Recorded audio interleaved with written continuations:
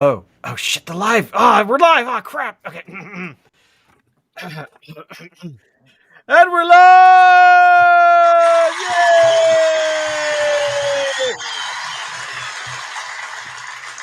We were just doing the nude version of the show. You can see that on our Patreon. It's on the dark web because nobody wants to see us. Exactly. Oh my god. We Welcome turned to the off all Crafty the lights. Boys.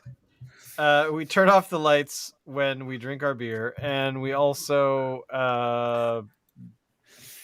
talk about crap. Wow, it must be. Is it just me, I'm or ready. has anybody else noticed that the last little while, like in last little while, I mean, as in the last week, where communication, phone calls, email, have just started dropping, and then suddenly this week they were just like, have you noticed this? What do you mean by dropping? You mean like not showing Just up? like no, people just not, emails that you would normally expect. Like my email load for the last 10 years, I have a rough idea of how much email I'm going to get in an average day. But every year, around December 5th or so, it just suddenly tanks out and you start getting emails like, "Oh, I know we were going to have that meeting next week, but let's have it in January." But this year, I started noticing it happen last week or even the week before, where people just have decided to check out early because I think everybody wants Christmas to be like now. I don't know. That's just my sort of read on it. What about you Hey guys? man, I think locally I've seen 3 houses with Christmas trees going Oh yes, yeah, me in my too. neighborhood. I don't know what you guys have seen in your neighborhoods, but I have the neighbors who, basically exchanged their inflatable lawn ornament Halloween stuff right. for inflatable lawn ornament Christmas stuff. But other than that, no lights up yet, really. Okay. Now lots of lights in Well, my neighborhood. There have been a lot of trees in this area. Like the building next door, there's like 3 or 4 on the front part of the building that we see all the time. And I went down to the Legacy Liquor Store in Olympic Village today to pick up the beer that I will be consuming this evening. And yeah, there are trees like all over the place. Every single building had at least 2 or 3. So now I almost was going to put up our trees. So I did resist because scheduling, and Allison was busy doing some other stuff. So that didn't happen. But it might be tomorrow. So I'm going to deck the whole thing out because I'm gone and then I come back, and then pretty much a day or two after I return, Allison's parents will be here. So from Saskatchewan until the 25th. So that'll be interesting. And then on the 25th, I have to go over to that thing, what's it called? The island, and drink beer with Alan for the next few days. 10 days. So there we go. 12. The 12 days of Christmas. Yeah, which reminds me, by the way, boys and girls, the 12 days of Christmas is happening this year. We're not doing an Advent because we were not getting satisfactory beer from the current providers that we normally go to. So this time we're doing something a little different. And between the 25th of December and the 6th of October. That sounds about right. It's a marathon. By December it's the 12 of next year, months of Christmas. we'll be Alan and I'll be live streaming our liver replacements next December. So yeah, there you are. Let's drink beer because it's December 1st, boys and girls. Do you remember the old? I can't remember what the hell it was called, but there was. This was back when Victoria was properly a tourist attraction, and Right. there was that store on Government that was a 12-month Christmas store. Yes. Like all yeah, year this round. The Spirit of Christmas, I think. Something like that. Yeah. There was actually there was two. There was two stores. There was a Spirit of Christmas, and then there was another one. Huh. It was called something else. But Was they it weren't in affiliated with each other. Yeah, that is the spirit of Christmas and the bah humbug store of Christmas can go to hell. It was amazing as a teenager smoking dope and hanging out in that place, like especially in the middle of summer. We I actually, gotta say, Shane I and only I, ever went there once. Shane and don't I think used to hang out with the daughter of the owners Oh, really? We back in did. the Who day. Yeah, we did. was that? Who was that? She was a D-dialer. No way. Who? I can't remember her name at What, all. what was her hand? Well, what and was her older brother was Oz? as well. No, I don't remember. Maybe Merry Christmas spelt Mary Christmas. I don't think so. I don't remember what her handle was.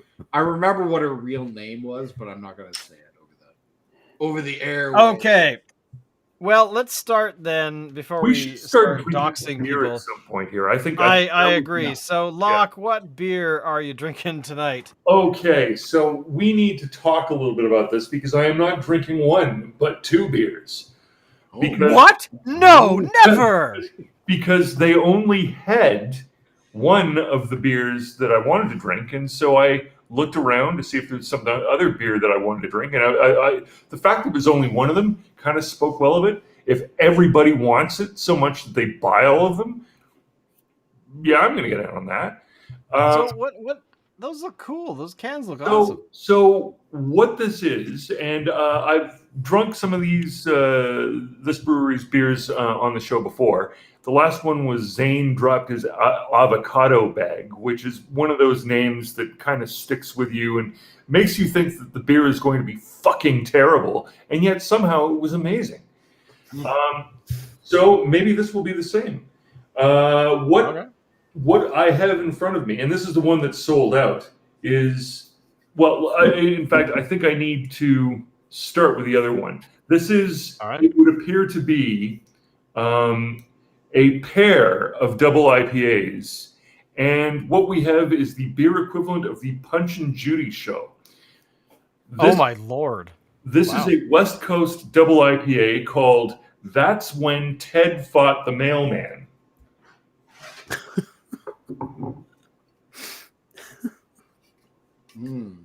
There's Ted. See, Ted.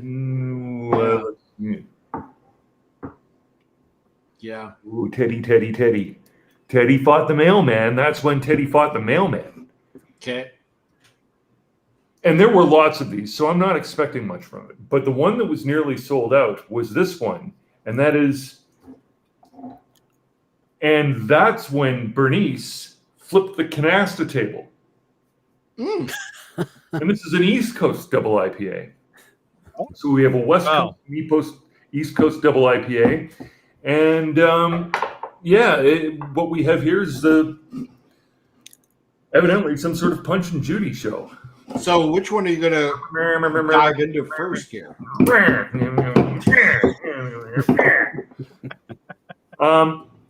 So I think I am going to start with the West Coast IPA because in the English language we read from west to east. So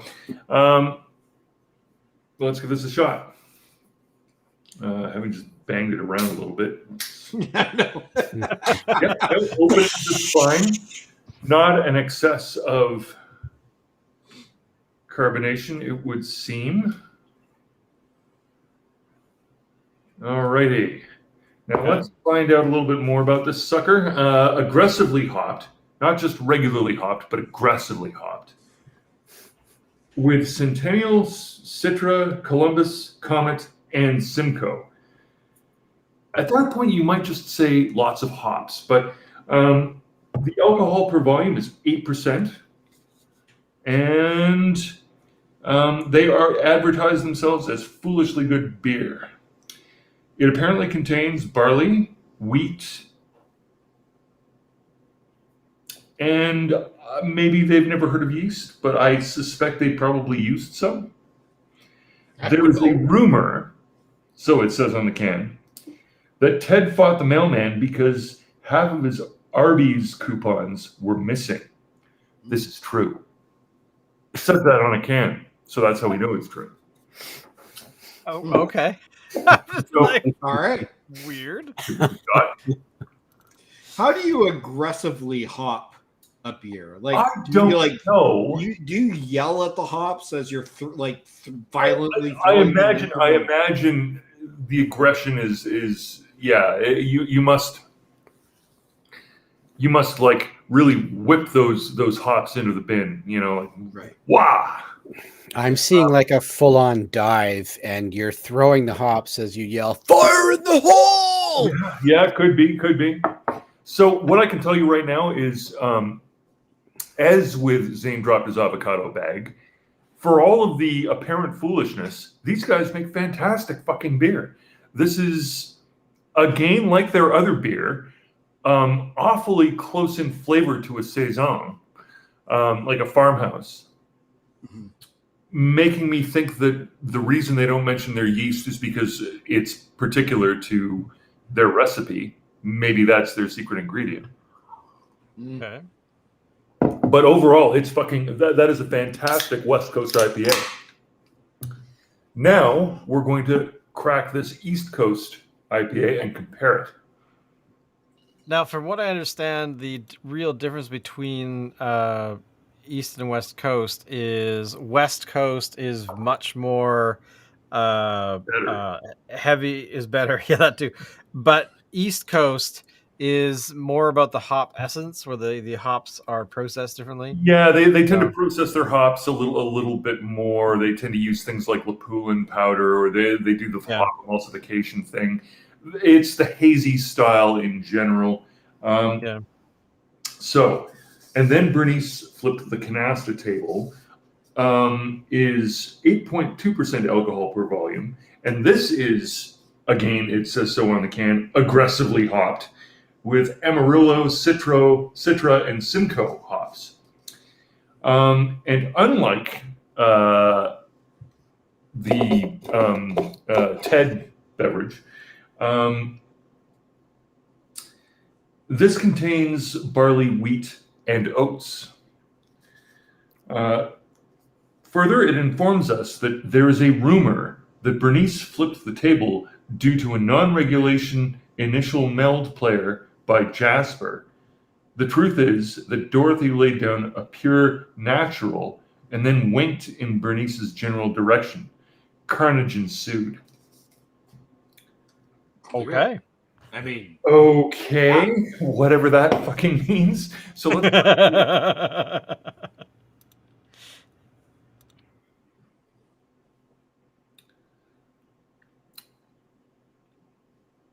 Okay, I'm gonna come clean and just say that I like West Coast IPAs better than East Coast IPAs. But as East Coast IPAs go, this again is a fantastic product. I am thoroughly surprised at the quality of the beer I'm getting from a company that evidently is crazy. Mhm. How else to describe their marketing? Like, you know, there's unusual that catches your attention and makes you think, huh, maybe I should try that. Their marketing is sufficiently weird that for something like a year now, I've been walking past it going, yeah, that looks crazy. Let's not let's not do that. But my loss, because again, this is turning out to be a fantastic product. excellent. I'm impressed. It's not like fruit juice. It's not one of those grapefruity tasting ones.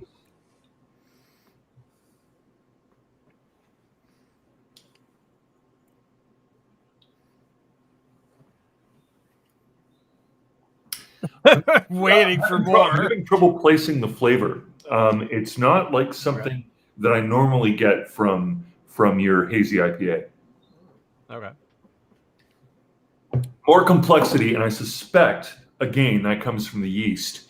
And I think that it's whatever they're using. It must have some similar properties to what they use with the sort of your farmhouse saison kind of thing. Okay. All right. So, what are you guys drinking? All right, well, let's bounce over to Dave because he's again unique in his drinking choices. Tell us more, there, Dave. Well, this evening I decided to go with this one. Okay. So it's just cream soda, I guess, is what you Ah. would say it is. Strange color for a cream soda. I was going to say. Yeah, right. Sorry, it's not cream. It's creme. Creme. Creme So like, what? so like a creme brulee. Yeah, I suppose you could argue maybe there's a little bit of that, like caramelly type. Huh. Yeah. It's not bad, and actually, it does. Now that we're talking about it, it's like, yeah, it's got this mouth feel. I guess is maybe the best way of describing it, with a bit of that taste of the caramel that you would get. Okay. So, I've had this one for a bit. I don't even remember where I got it or anything, but you guys have probably seen this brand, Boyland. Yes, I've seen Oh it. yeah. Find this all Yeah. over, but that's not bad. I would do it again. Huh. I'm curious. I've never heard, like, typically if you see creme or cream or whatever, it's like cream of something, like not just by itself. Well, this is cane sugar creme. Okay. If you want to get fancy about it, although that's just weird because who's ever done cane sugar creme? Yeah. But maybe it's doable. I don't know. I'm not a brewer or a pop stir or whatever you call them. It does claim that it's, I think it says here, all natural. Hmm. Okay. I'm good All with right. that. I'm all about the natural. Mm-hmm. And apparently they've been around for a while. The bottle has like an old timey feel to it because they've got the Yep. kind of see the raised glass on it. It says since 1891. Wow, that's an old one. It's impressive. Pretty old. So I guess it's a little bit like I think the one I did last time was also an older company. Yeah. Mm-hmm. Yeah, you've done a bunch that have been around. Like, there's the companies have been around for a very, very long time. Like, Yeah. Yeah.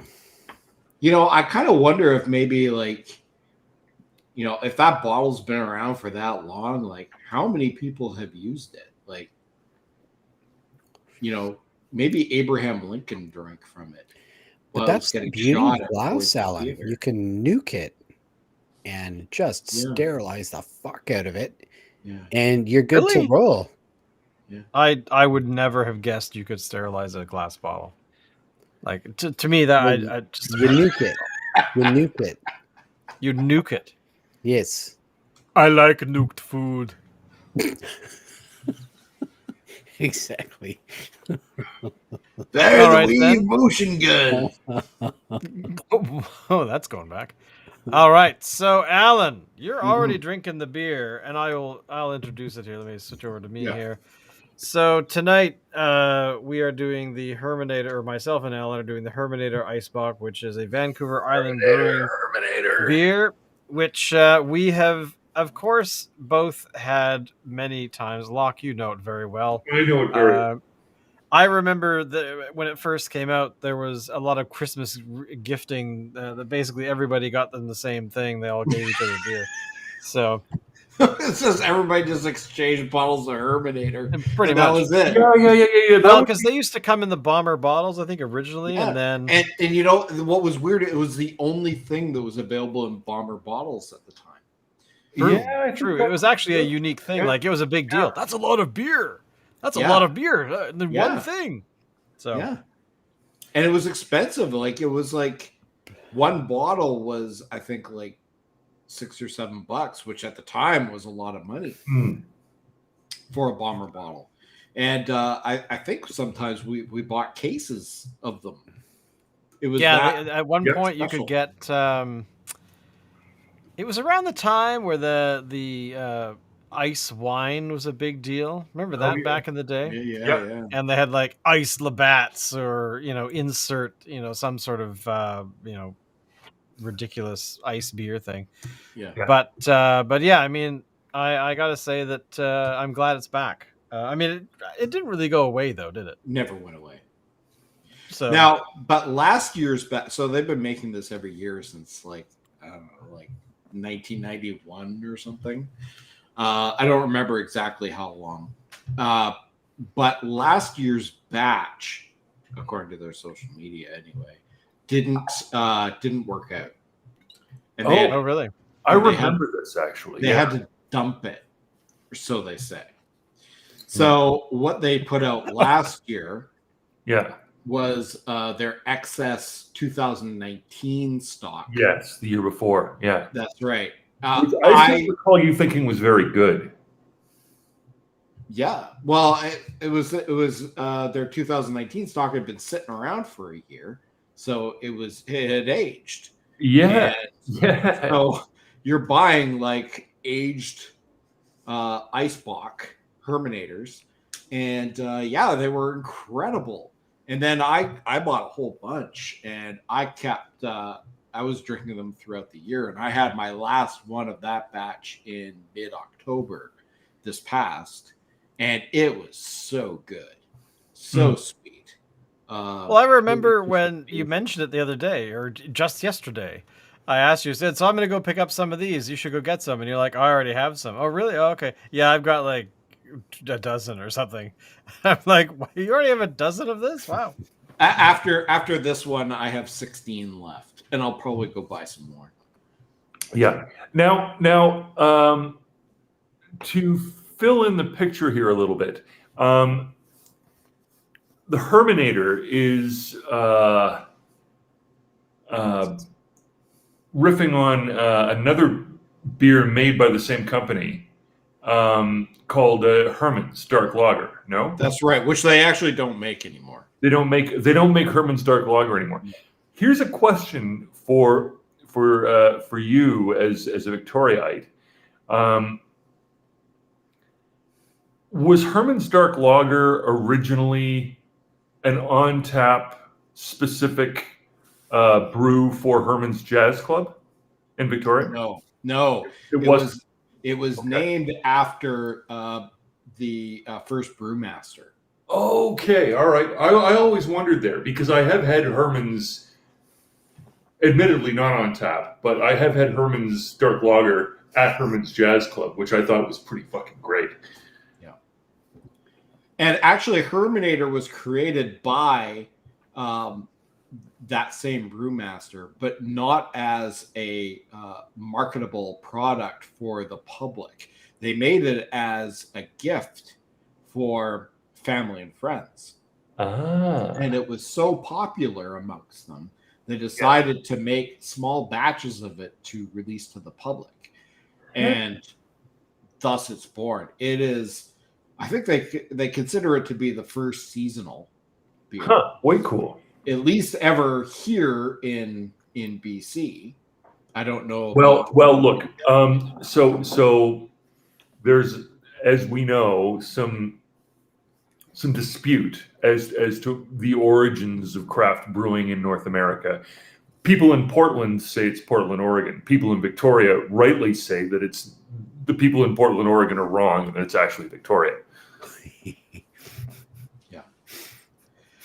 It's probably a little bit of both. It probably fell. Yes, 84 is sort of generally acknowledged as when both Spinnakers and Deschutes first started open their doors as a business. Right. So and Vancouver Island Brewing wasn't too far behind. Yes, no, they were right on the tail of that. That's right.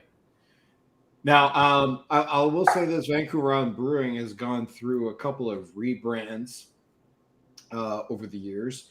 they have changed their beer lineup quite substantially since then. But they have kept the Herminator pretty much untouched. It's not available in bomber bottles anymore. It is available in tall boys now. But that doesn't really make it much difference. I buy a bunch of 4-packs. I'm actually, after having this one, I'm down to 16. I'll probably go get another 4-pack or 2 before they sell out. And then I've got enough to last me the year. Yeah. Yeah. Recommend it. It's really good. It's sweet. I don't know how else to describe it, Shane. I would describe it as a barley wine, just minus the barley, because it has some notes and flavor that are very similar to a brandy wine. But well, what it did I just say? The flavor is similar to that of a barley wine. Yeah. That's what I meant to say. It's just got a little bit less sweetness to it, and maybe not as much flavor as that. Let's talk about the alcohol, because evidently Shane's losing control of his words. Well, Locke, the reality is that last night Allison and I hung out with Julian. Okay, that would do. I'm still recovering. So yes, this is 9.5%. Yeah, exactly. So yeah, there were some shots and a few other things. So. I imagine. When partying with Julian comes down, his apple pie moonshine will throw you to the floor and beat the shit out of you. Yeah, exactly. And then it picks you up, dusts you off, and says, "Have some more." Yeah, exactly. And then he does, and then he does that coal miner jig that he does when he's really, really drunk. Yeah, exactly. But overall, I give the Herminator a thumbs up. It's never disappointed me. I put everything up for Herminator. Yeah. Fat Tug is my favorite beer, but Herminator, I would say, comes in a very close second. It's your favorite. It's your favorite special issue. Yes, definitely. Yeah. I mean that's why I picked up the Thunder Pants. I just read Thunder Pants off this. Shane's broken. And I just read Thunder Pants off the screen. What I meant to say, that's why I picked up this Cellar Dweller. Apparently, Thunder Pants and Cellar Dweller are similar in my mind, but because it's one of those ones that I trust and I like it once in a while, not every day, but definitely it's something. It's the holidays. Why the hell not? And that's the 2021 go to bed, Ben. You got, right? Sorry, that's the 2021. That is it. That's I picked it up because I kind of want to age it, but I do have a. Well, do we have a 2019? I can't remember which one we bought last. I have, of the old Cellar Dweller, I have a 2014 and a 2015. Let me go check. Shane's gonna go check his old Cellar Dweller. Let's hope he comes back. That's dedication, Alan. Holy cow. He's just kind of like abandoned the show 15? here. Like, we're live on the air, millions of people watching, and he just leaves. Like, how can he do that? That's messed up. He knows he can carry it, Alan. Yeah. So while he's gone here, so one thing I wanted to mention, I've been reading some articles about supply chain woes and how it's going to, and how it's affecting alcohol distribution. Not just alcohol distribution, but also the breweries can't get the ingredients that they need to actually brew the beer. Yeah. And this was made worse by the flooding that happened in BC recently, because apparently a lot of this stuff comes from the port of Vancouver and then gets shipped from there, and they can't ship it out of BC right now. So just curious, have you guys, maybe not Dave, but have you guys experienced any shortages? Like, have you noticed anything on your shelves, or Yeah, experienced, not so much. Read about, yeah, all over the place. Like The Economist is talking about the new shortage economy. So so you're not wrong. I mean, evidently, of the major financial papers, everybody's in agreement that yep, there's a problem here. Have I experienced anything like that? Maybe not yet. Not yet. I have seen prices on some items that I would consider to be absolutely bonkers normal go through the roof. Yeah. And this is so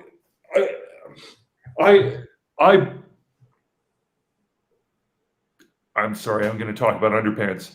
I bought 2, maybe 3 packages of Stanfield's boxer shorts back in 2019 because I had just moved cities, and that's a good time to, get fresh underpants. You know what I mean? Yeah. And each package had 3 pairs of underpants in them, right? So then pandemic, everything's locked down. And so I've been wearing those underpants, admittedly, more than a week's worth, but I've been wearing them consistently for, a couple of years. And I thought, you know what? Pandemic is, lockdown is lifting. I can go and buy things, clothes, underpants. And so I go to the Bay, which is where I buy my Stanfield's underpants. And I looked for boxers because I wear boxers because if you put on boxers and for some reason you have to take your pants off or you put your underpants on and you just got up in the morning and you're wandering around the house, you can have company come over while you're wearing boxers and a t-shirt or even just boxers. And it's normal. It's fucking normal. You cannot do that in fucking tighty whities or those, homosexual bicycle shorts that look like, members of, I don't know, Enough's Enough would wear on stage. You know what I'm talking about? Like you can't wear tight Lycra underpants in public. It's just not done. It's uncivilized. You know what I mean? Boxer shorts, you can legitimately take off all of your other clothes and walk down the street in boxer shorts. And I don't know about that, but okay. Go. You do you. Go. Look, I don't even need the boxer shorts, but for decorum's sake, I wear underpants and I choose boxers because boxer briefs make you look like a normal person. Whereas if you're wearing tighty whities and you're walking down the street, like if you're wearing boxer briefs, somebody might say, well, he's wearing shorts. Yeah, no shoes, no shirt, no service, dude. But he's not offending basic decorum. Walking down the street in tighty whities? No, not having it. Not happening. Yeah. Now you're a junkie or a crazy person or like people expect foam at the mouth when they see that.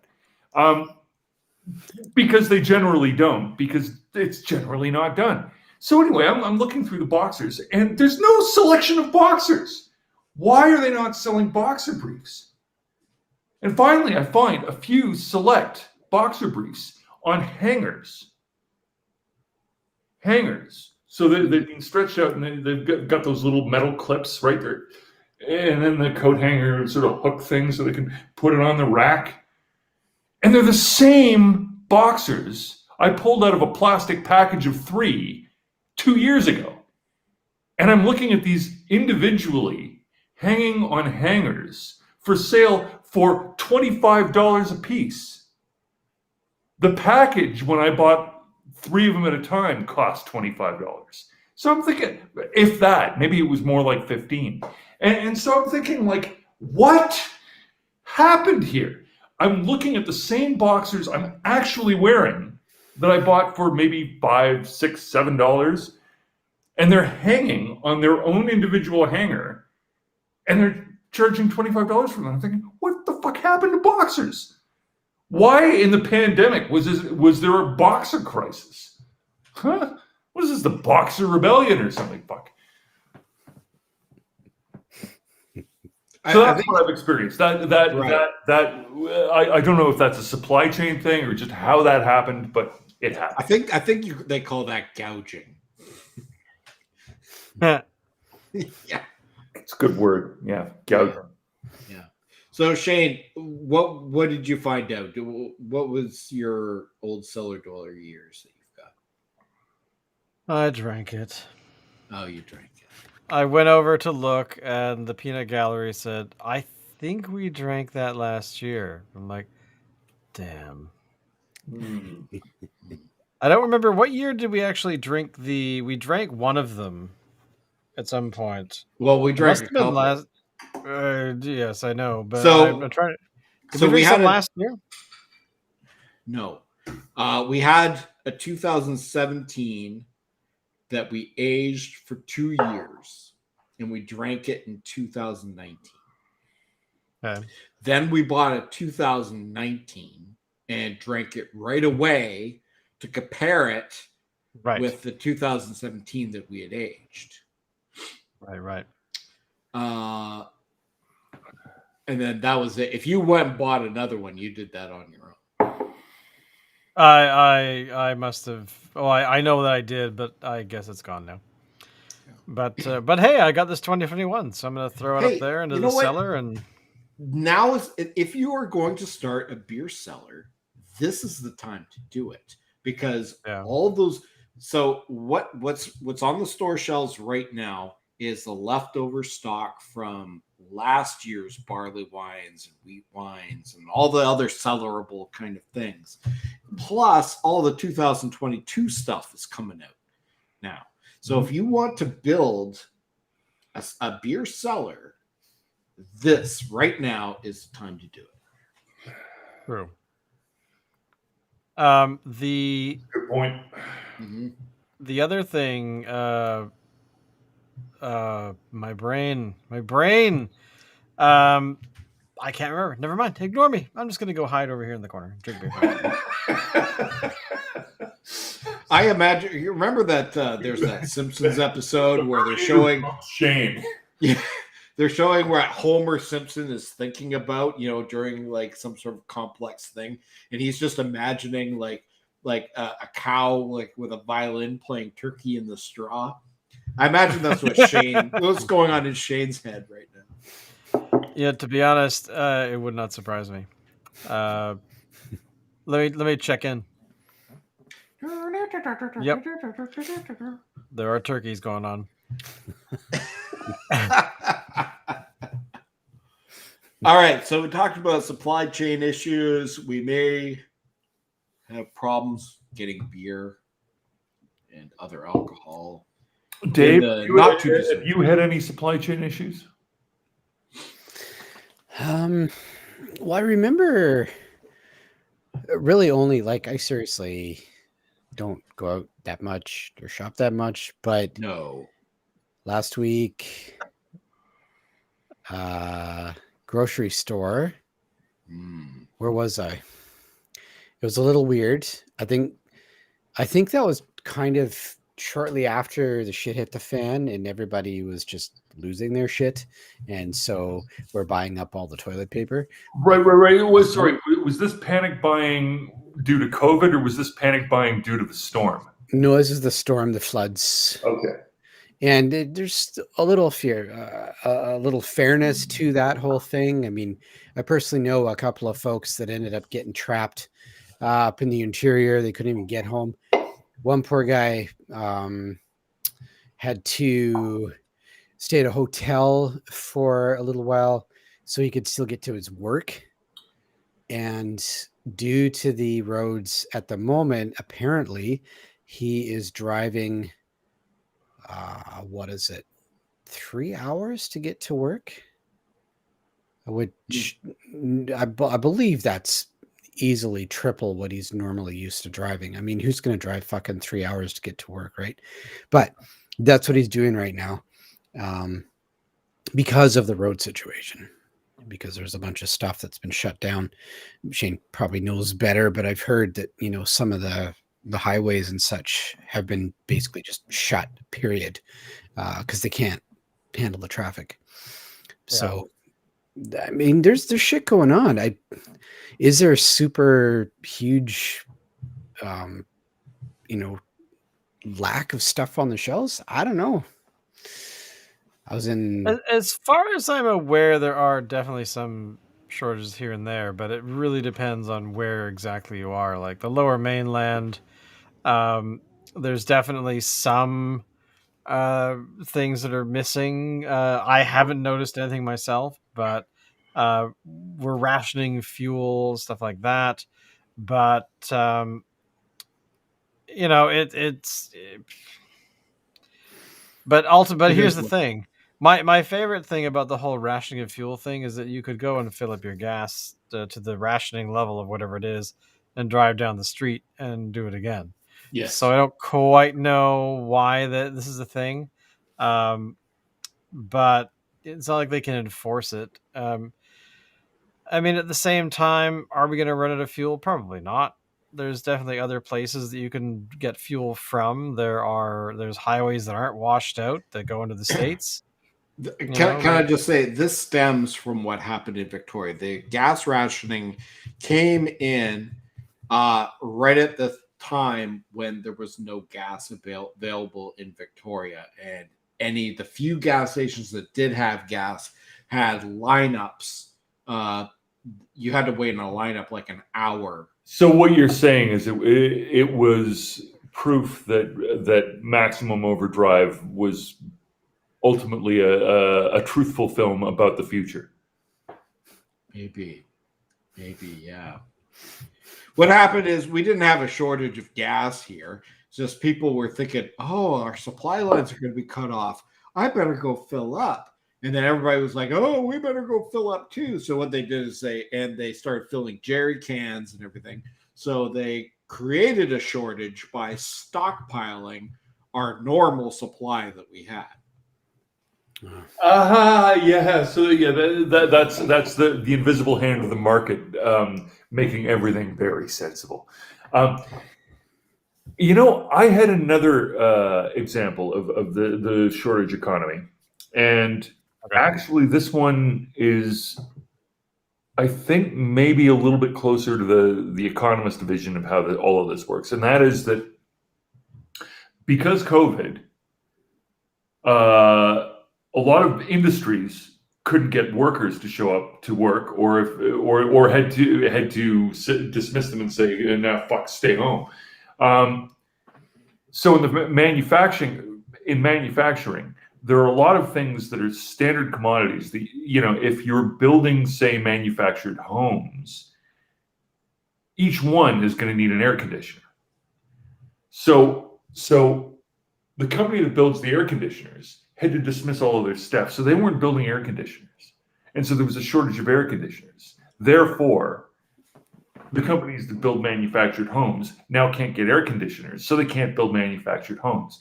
And I suspect the company that builds the air conditioners, their problem, aside from not being able to, build air conditioners due to their staff, which is ultimately the same problem as the people building the manufactured homes, they also ultimately couldn't get the widget that goes into air conditioners that makes them go cold or whatever, because they had the same problem, right? And so there's been a cascading effect of, we had to shut this down for a period of time so we couldn't produce blank. And now you, who need blank in order to produce blank, can't get blank. So you're doubly exposed because you needed blank in order to do that, but you also lost staff and you also lost time. And so now you can't provide anything for blank, who needs blank, right? So it just boom, boom, boom, boom. It was like dominoes toppling over. And at the end of the game is the consumer going, why does the item that cost me half the price 2 years ago now costs double the price. Yeah. Well, I tell you, my kid, he wants to buy a gaming computer. And trying to find the components for that, including, like, say, a video card GPU, is very difficult right now. There's a chip shortage, supposedly, everywhere. If I were to recommend anything, I would say go and buy a pre-built system because it's going to be cheaper. Yeah. Yeah, licensing, right? I mean, it may not be the best machine ever, but it's definitely going to be far cheaper than building it yourself right now. I mean, I have been looking for a particular video card for 6 months or so, and they're just not available. Like, there's just no way. And even if they were, they'd be like 4 times the amount. Yeah. So, yeah, right now is like the worst time you could build your own machine. How many of those chips are manufactured in Taiwan? That's a good question. A few of them. As for how much, I don't actually know. I don't know what kind of market share they have, but I mean, the problem is it started with mining, and then it went to with Bitcoin and stuff like that, and then it went to COVID, and then we kind of had this whole, all the stars aligned to create the situation. And the funny part is that mining is actually going away. A lot of the organizations, a lot of these blockchain organizations that have got these coins out there, the actual software is changing, or they want to change to staking rather than mining, which basically means you take real world money, buy your coins, and then stake them, which basically means you're giving creating a loan for somebody, and then they will and then you get some sort of profit from that. I don't get it. It doesn't matter. Great technology, kind of cool, does a lot of interesting things. As for the whole altcoin thing, my jury is still out on whether or not it's actually a good idea, with one exception. Being able to move money across the world without 17,000 people in the middle is actually a good idea. Like wiring money should go away. Having 3 banks in one transaction, each taking a cut, is just weird. We have this internet where we can go to any website anywhere in any country. So why can't money do the same thing? Also, microloans to people in countries that don't necessarily have a really large banking infrastructure. So there's benefits like that. So, but as for the popularity of mining Bitcoins and other coins, that is slowly going away. And I believe Ethereum, which is sort of the number 2 system below Bitcoin, they're going entirely mining without mining at all. Hold on. So if the value isn't in lending your processing power to some other activity besides the digital currency itself, this is digital currency's fiat currency moment, because now the currency doesn't reflect actual processing value. The value is purely the value is they're all stocks. They're all stocks. The only coins that maintain value are the stable coins, which are basically coins that are tied entirely to real world currency. Like, I think it was supposed to be November of this year, so I don't know if it's happened. Where the Canadian government was supposed to release a Canadian stablecoin. They call those CBD. Yeah. Anyway, the point is they maintain their value. They're always going to be exactly. So, but anyway, long story short, they are basically a technology was created to do a particular thing. It became something that was used for mining of coins and all these kinds of things. And but the value at the end of the day is entirely, they're just stocks. I mean, that's really what they are. They're not really any value. The only thing that for quite a while was the value was the whole mining digital currency. So yeah, and that's going away. So who knows what the future is going to hold? Because yeah, it's not going to happen overnight. It's going to happen in stages. So, but anyway, yeah, beer is great.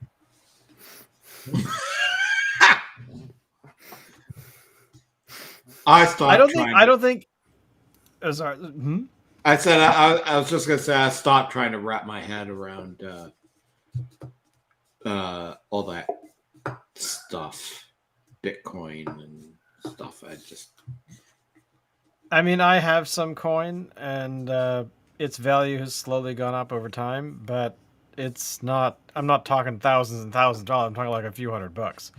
So, which I mined out of thin air. Yes. So, it's not like I've invested anything into it aside from, I don't know, 2 weeks of mining.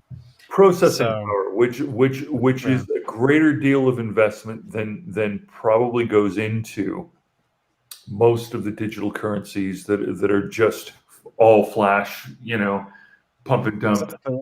That's why a lot of these coins are getting out of the whole mining thing, is because of the environmental impact, and they want to do it differently. Because sorry, environmental impact. Explain. The amount of electricity used. Well, put it this way: Bitcoin mining, I think, in 2019 surpassed the entire electrical grid of Argentina.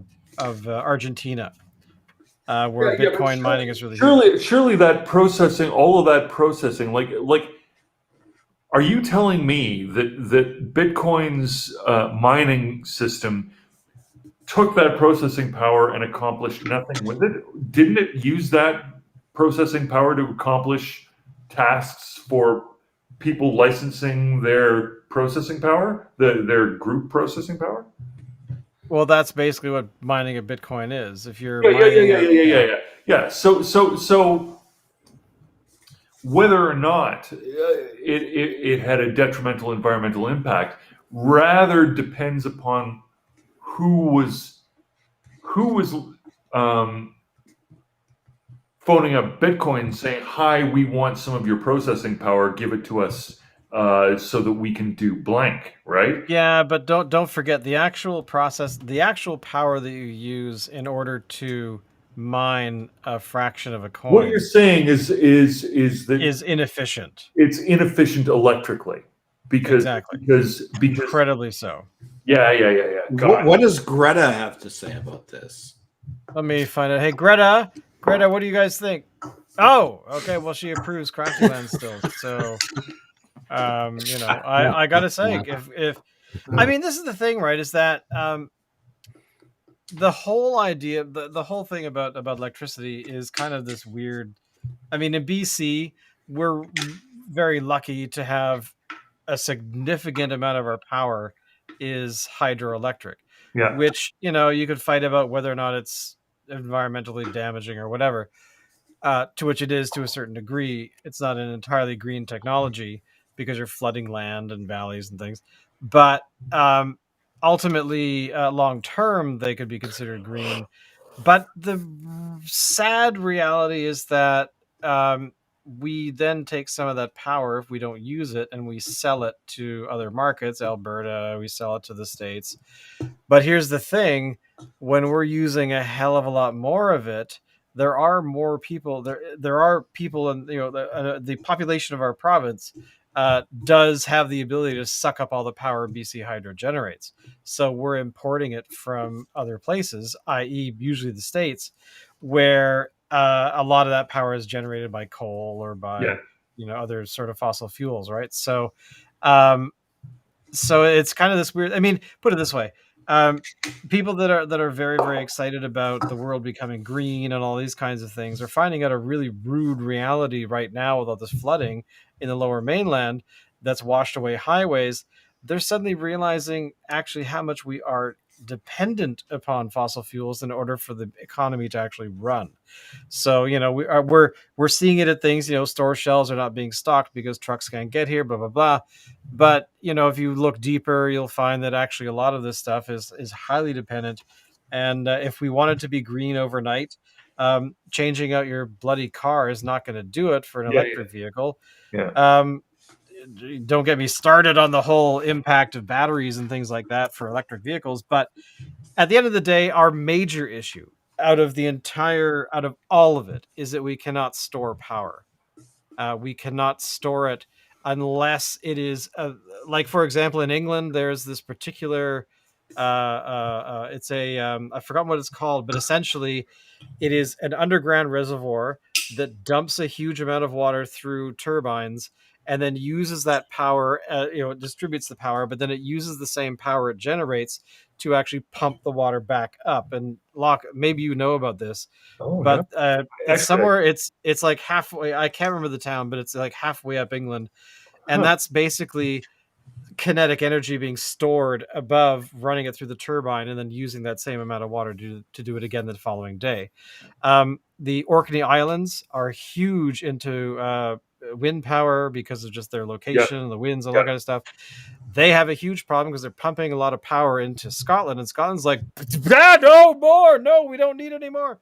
So they're actually trying to figure out, okay, well, if we can't store this power in batteries, then how about we do something else with it? And there's actually a pilot program. Energon cubes, exactly. But right now they're actually using the excess electricity and making hydrogen as a pilot thing to see if they can actually, because hydrogen vehicles are kind of where we should be going. Storing electric power is great, but we're very limited in how we can do it. So why not use a fuel in a car that actually does not kill the environment?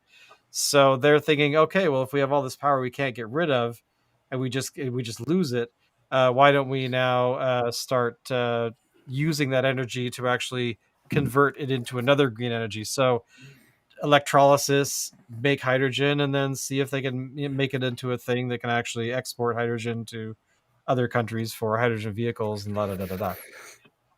As you can tell, I've been reading a lot about this garbage over the past 6 months or so, but yeah, the Orkney Island thing is actually kind of amazing. I want to go there and check it out because it seems like it's the problem that we have. We just can't store it. And Tesla has these giga whatever things, which are fine. They're still lithium batteries, and you can store a certain amount of energy, but long term, that just it's not a solution. It's more of a stopgap technology that'll be here for 50 years, and then hopefully we'll either create a different battery, or we'll figure out ways to convert that into something that we can burn that doesn't destroy the environment. So, like hydrogen.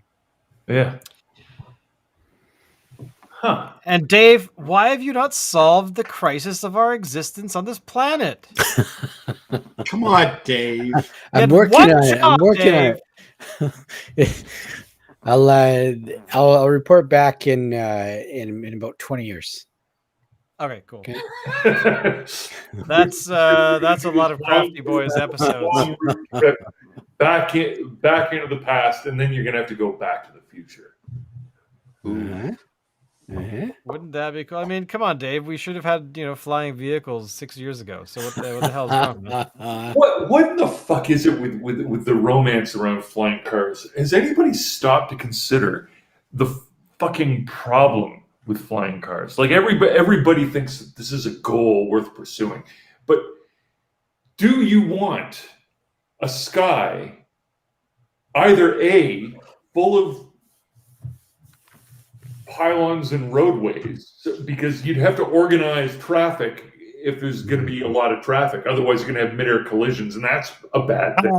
Highway's jammed. We're never going to get there. Well, I mean, yeah, no, it's a stupid idea. I mean, yes, it's a cool technology. I'm sorry, I love Blade Runner, but that's a dumb idea.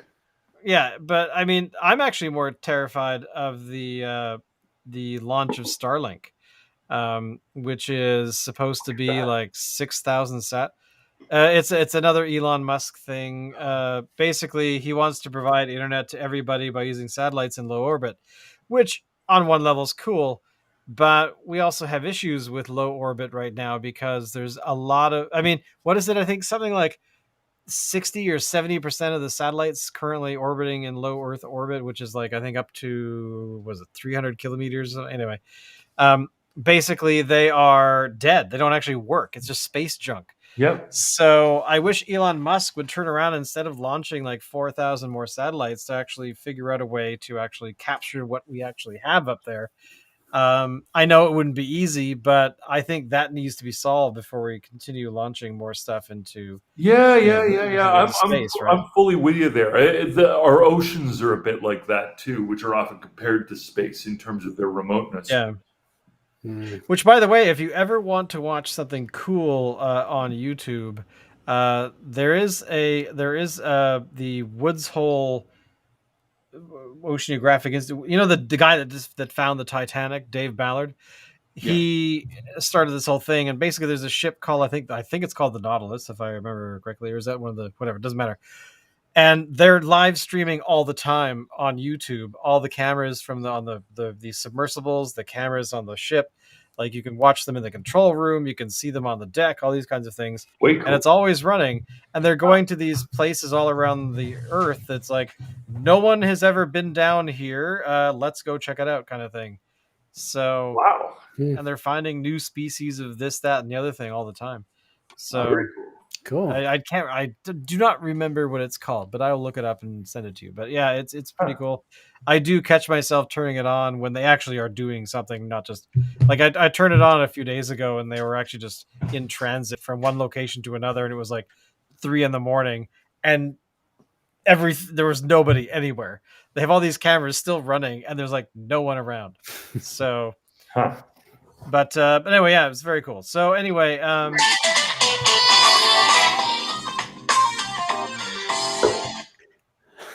what the hell was that?